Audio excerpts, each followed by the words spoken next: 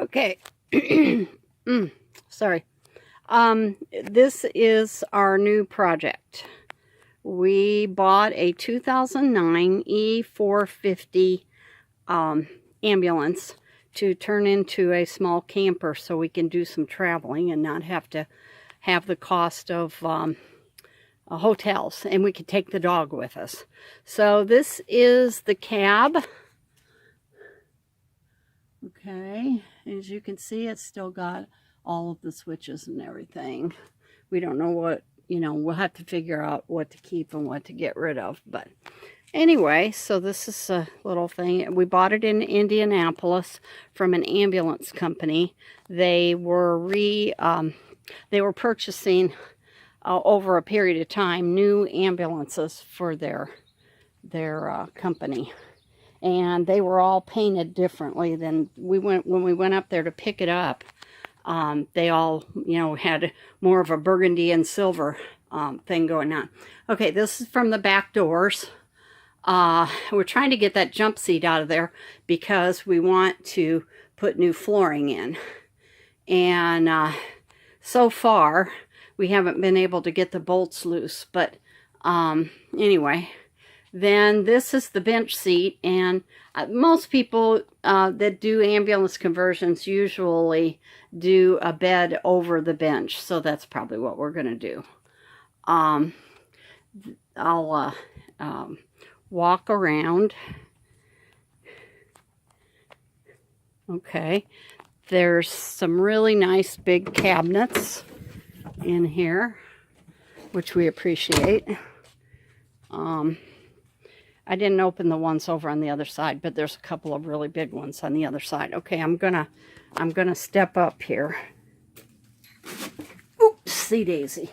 Okay.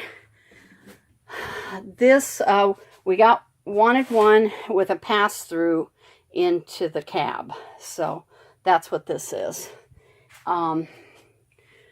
It's got lots of cabinets. We don't intend to change a lot of the cabinetry. We're not going to strip it out or anything. We bought it because of the cabinetry. And so that's a little cabinet over the bench. Then there is some, these got these little bitty cabinets. They're very small. I can see like using it, for toiletries and maybe some medicine and stuff like that. These are probably only like maybe 11 inches by 6 inches, something like that. So anyway, we already had to have some work done on it. We had both alternators replaced, and we found out when we got it down here and we took it to a Ford repair shop, there is some kind of a filter or a little gizmo that was missing its screen, and so the fuel was getting clogged up, and the fuel was getting cut off, and then the vehicle would just stop. So it seems, we picked it up yesterday, and it seems like that has been taken care of. So they said they drove it 70 miles yesterday morning to check it out. This is another cabinet, and this one opens to the outside. We'll probably take that shelf out and make it more user-friendly for us.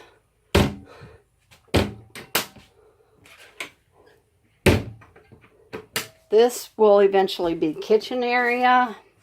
We have a nice camping stove that has an oven in it, and we're probably going to utilize this space for that. And maybe that area for the sink. I'm not, I don't know yet about that. But anyway, we got all the tools out because we have been pulling all the oxygen, like there was oxygen apparatus there and And that little door reaches into where we will probably keep our propane. But that was for oxygen storage. And then this is on the ceiling, and there was oxygen there, and there was oxygen in this little compartment here. And we managed to pull some of the tubes out after we located them, but some of them go up into the ceiling, and you know, unless we tear the whole ceiling out, which I'm not sure that we're really going to do that, that will just have to stay, you know, we'll just cut them off. This area here used to have storage for gloves, and I don't know if we'll leave those doors on there or not, but anyway, they had okay, I got cut off in the middle of my little tour here between the two videos I've already done. So anyway, I'll go ahead and try to fill in this space right here. They used to have the ambulance company had a refrigerator in there. There is a plug in there, and so that's the place where we intend to build a refrigerator cabinet. And anyway, then up here over that is a big 2-door cabinet, and then there's a small cabinet in the corner, and then a narrow one up here. That's probably going to be our kitchen, you know, our kitchen items, our food and what we cook with and all that. The tools are because we were pulling out all of the oxygen stuff today. And then we were also pulling out the antlers that they said they were going to remove, but they did not. And then in the back here was another apparatus too, which is there. And Larry was using it for a pry bar because it's pretty heavy. Anyway, that went in those little brackets right there. And so we got that out of here. I call them ankle breakers. And then there was a little catch that stuck up a couple inches on that, where that little dirty or white spot is. And so we managed to get that out. One of the screws was stripped out, so Larry ended up prying it out, but it worked. So let's see. This space right here is for a drawer. There's a drawer there, but that might not stay there. And then the drawer for this empty space is right here. We got hand sanitizer if anybody needs that. And then there's these cabinets up here have sliding doors. And we might end up taking this out and just making that cabinet longer. I don't really see any point in keeping that, but I don't know. Anyway, Larry might have another idea. Then we're probably going to replace these light fixtures, or at least the light bulbs, with LEDs to just make it more, cost effective. The clock came with it, but it doesn't appear to be working. So anyway, it was working when we picked it up. I don't know what's happened with that, but.